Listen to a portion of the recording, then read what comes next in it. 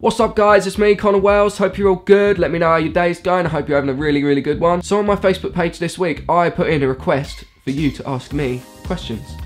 That should be a new tongue twister. Anyway, so this week I'm adding some new content to my YouTube channel and letting you guys ask me any question you want. And boy, you guys asked questions. They were deep. They were deep. Anyway, so I've got questions on here on my phone. Let's dive into them. Right, so this first question is from Melanie Quinn. Good old Mel. Check out our music page if you can. Her question was, if you were on death row, what would your final meal be? I've thought about this question since the day I was born. What would my final meal be? As you guys know, I love food and I think about it quite a lot of the time during the day. So my final meal, if it's going to be like a starters, mains, dessert sort of situation, starters would probably be like chicken wings or dough balls or something. Main course, oh man, main course would probably be like a carbonara, and dessert would probably be just a huge bowl of cookie dough. Yeah, I'm going to die fat, I'm going to die happy, and probably a criminal if I'm on death row. Good question, man. Right, this next question is from Linda, a good family friend. Who are your favourite holiday companions, not counting Vicky, your partner? Mum, Mark, or Luca? Luca's my brother, and Mark's my mum's partner. So that question really narrows it down to like you, Sam, or Peter. So, yeah, I'm going to go with Kendo the dog. Next question. So this question is from Tommy. Now, Tommy has, he's not had a day off on this post. Honestly, he posted about 6 questions. So this video is sponsored and dedicated to Tommy. So Tommy's first question, can a homeless kid do homework? Ooh, that's a tough one. Don't you have to like have a home to go to school? I'm not really sure on that one. I'm going to go with the answer of yes, because home is where your heart is, if that makes sense. And that's also the name of my album. So check it out on iTunes and Spotify and on my website, connorwells.com/shop. So yeah, I think in answer to that question, a homeless kid can do homework. Very good question. Tommy's question 2.0. If you wait for a waiter, do you become the waiter? Now, as you guys may or might not know, I used to be a waiter in a hotel, and I get asked that question quite a lot of times. Like, there's so many times where a guest, like, it's no fault of my own, it's the kitchen staff, man. Them. I've had this so many times where a diner is saying, I'm still waiting on my food. So am I, mate. I'm waiting for the food. Like, come on. Like, we're all waiting here. We're all waiters. So I think, yeah, everybody's a waiter when it comes to restaurants. Good question, Tommy. Right, another question from Tommy. Have a day off, mate. Got a kid. Stop asking me questions. Joking aside, joking aside. Right, next question from Tommy is, you have 6 spaces at your table for a dinner party, but 7 celebrities turn up, and they are your 7 most inspirational people/idols.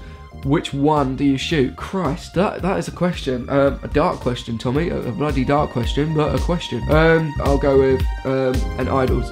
So Axl Rose. Can they be dead or alive? I'll go with alive, just so I don't have to kill him again. That might be a bit morbid. Right, I'll go with Axl Rose, Carl Pilkington, Gordon Ramsay, Russell Brand, James Blunt, because he's funny, Piers Morgan, because he's a dick, Ed Sheeran. Why not? Bit of Ed Sheeran. One I'd shoot, Piers Morgan.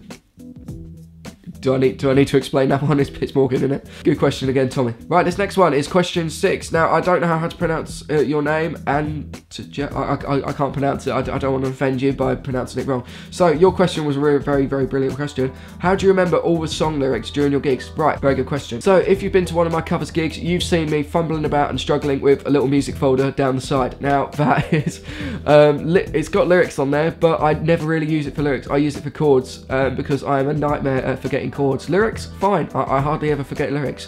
If not, I'll just improvise the lyrics and just make it up on the spot. But chord-wise, I always forget chords, capos. So that's the struggle, really, remembering chords. So very good question. Thank you very much for getting involved. Right, now on to my favourite question. Question 7. This one is from Aidan Dale. Brilliant musician. He's just put out an EP. Go check it out. It's really, really cool. And he shot a very funny video about eating a banana. That's not a euphemism, by the way. It's an actual music video.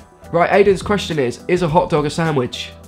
Now, as a fond lover of the sandwich, my favourite sandwich is a peanut butter and jam or a peanut butter and chocolate spread sandwich. Now, is a hot dog a sandwich? Now, I consider a sandwich something with bread on the outside of it. I consider that a sandwich. So I think a hot dog is a sandwich, you know. It's a sausage and it's in between like 2 slices of bread, if you cut it all the way through, that is. Mate, we are digging deep here. Yeah, I think if you cut the hot dog bun all the way through, it becomes a sandwich because it's 2 singular pieces of bread. If it's just, you know, a split, like a book, I think it's a hot dog. So I think it very much depends on the way you cut the bread. I'm thinking about this way too much. I need to get outside. I really need to get outside, mate. See you guys. Done. It was raining. Good question, Aidan. Next question is from Tommy again. Did Adam and Eve have belly buttons? Now, I am not a religious person. I don't believe in religion or God or anything. I'll be honest there. There you go. You learned something new about me.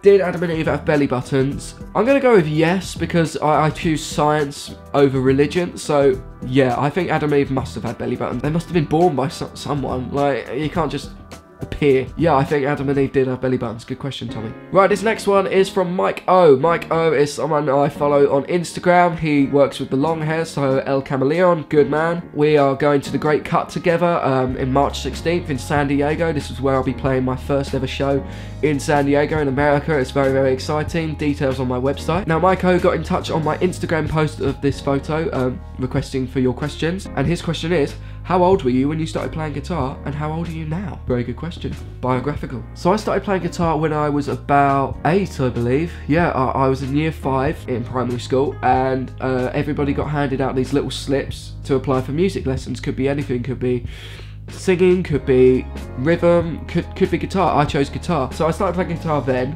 when I was, yeah, about 7 or 8. And I went to about 4 lessons with my teacher, who was called Bill Lennon. That was his actual name. Yeah, I went to about 3 or 4 lessons.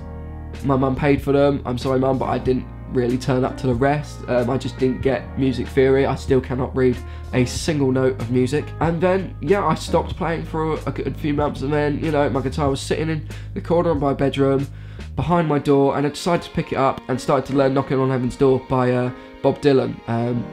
And that was probably, yeah, one of the first songs I learned to play. And then I started learning What's Up by 4 Non Blondes, which is one of my favourite songs to play. It's always a good little crowd pleaser one. And then, yeah, it carries on from there. Yeah, good question. And part 2 of your question, currently at the time of recording this video, I am 21. Go Mike. Soup!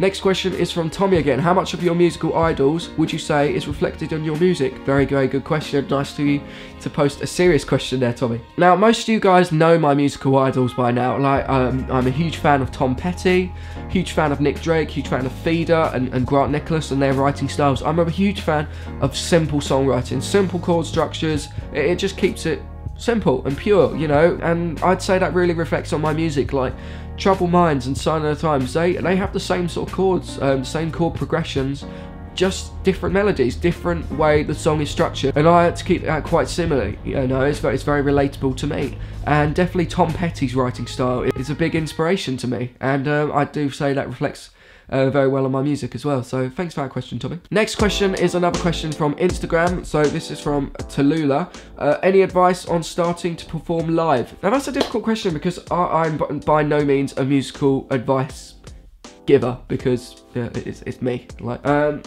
if you're looking for music advice, I do suggest you follow Damien Keys' channel, which you'll find up in the card. I've just realised I pointed to the wrong corner. So if you're looking for musical advice, follow Damien Keys' channel. Very, very good at musical advice for people just starting out, or just, you know, want a few more tips on their social media and performing live. So yeah, check out him out. What I would suggest on starting to perform live is rehearse well in your bedroom. Just learn one song as best as you can. Learn that one song.